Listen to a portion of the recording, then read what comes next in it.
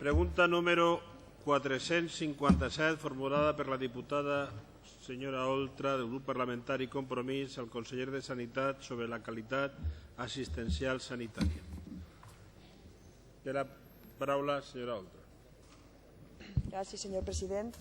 Senyor conseller, com valora vostè la contradicció que suposa, per una banda, les declaracions dels responsables sanitaris quan insisteixen en que les mesures que estan adoptant no suposen una disminució en la qualitat assistencial i, d'altra banda, les contínues decisions que retallen a poc les prestacions, com ara la reducció de l'horari en els centres de salut durant els mesos d'estiu. En altres i poques paraules, com valora el que vostè diu a l'opinió pública i els seus secretaris autonòmics de El próximo verano vamos a ser capaces de asumir, como en años anteriores, de una forma eficaz toda la carga asistencial de la Comunidad Valenciana y en las mismas condiciones que hasta ahora se ha venido realizando en los años anteriores. Muchas gracias. Gracias, señor conseller.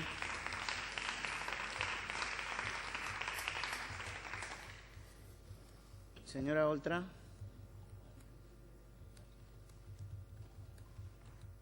Gràcies, senyor president. Miri, senyor conseller, els seus eufemismes resulten ja ridículs.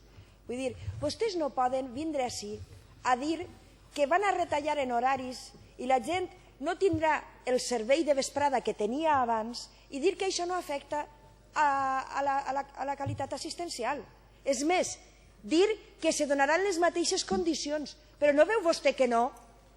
Anem a veure. Podrà dir-me, escolta, no tindrà un gran impacte, però si vostè me diu que se donaran les mismes condicions, m'està mentint. I ho està fent-me-lo a la cara. Però el problema no és que m'està mentint a mi. El problema és que li està mentint a tots els valencians als que vostè li està dient que no van a tindre una merma en la qualitat assistencial, i això és mentida, senyor conseller. Perquè per almenys podrien ser honestos i dir mos hem gastat els diners en saraos i bigotes i ara no tenim per a salut. I vostès mos han votat igual, doncs ara s'aguanten. Per almenys serien honestos vostès, no? Però és que dir que van a donar les mateixes condicions quan vostè me diu que va a tancar els centres de salut per la vesprà, no veu que les condicions han canviat?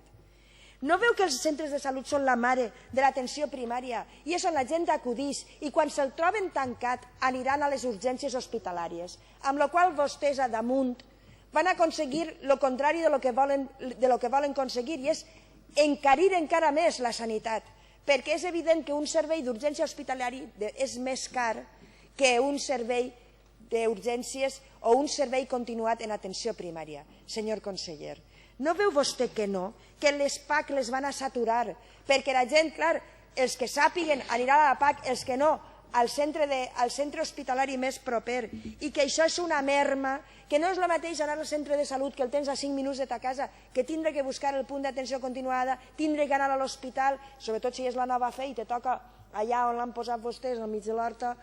No veu vostè que no? Escolta, això ja ho ha fet la Ribera, perquè la Ribera vostès l'han utilitzat sempre com a laboratori. I la Ribera, que té el servei privatitzat des de fa molt de temps, també fa molt de temps que tanca en estiu per les vesprades. I la gent se queixa. La gent se queixa. N'hi ha una merma, n'hi ha una pitjor salut i n'hi ha una pitjor qualitat assistencial. La gent, a més, tindrà que perdre hores de treball. Clar, el que no pugui anar per la vesprà tindrà que perdre hores de treball. Això també té una implicació econòmica, que vostès, per suposat, tampoc reflexionen. Perquè vostès, en aquest moment, ja no reflexionen res. Vostès estan que els vens ara al deute ICE, que tenen que renegociar al 7%, i ja suposa que no poden parlar de res més perquè se'ls ha fet vostès de nit. I no saben per on eixir. I aleshores venen ací a dir això, que se va donar en les mateixes condicions. O en Alacant, vostè no creu que en Alacant tot el retall d'infraestructures sanitàries no té un impacte? Vostè no creu que haver anul·lat 7 centres de salut en els pressupostos té un impacte sobre la salut i la qualitat de la sanitat? Clar, igual no té per vostès que potser van a la sanitat privada, jo això no ho sé, però la gent que és usuària de la sanitat pública, això és un impacte molt gran. La gent que no va tindre les urgències per les vesprades, ni que va tindre atenció en primària per les vesprades, això és un impacte. I ho ha dit també, no és que diga jo, ho ha dit CIMAP, el Sindicat Metge d'Assistència Pública, que ha denunciat la improvisació de les seues mesures, ha denunciat la manca d'informació als usuaris, ha denunciat que aquestes mesures no tenen en compte els pacients, sinó l'únic que tenen en compte és estalviar 2 gallets a curt termini, perquè clar, Com vostès funcionen a les propostes igual que el deute, renegociant a 6 mesos. Entonces diu, ara m'estalvie.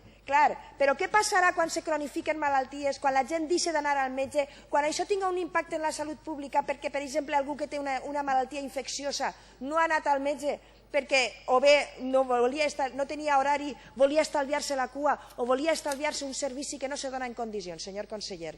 I aleshores serà més car i entonces tindrem que curar, perquè, com diu el refrany, més val previndre que curar, però això es veu que vostès no s'ho ensenyaren de xicotets. I aleshores,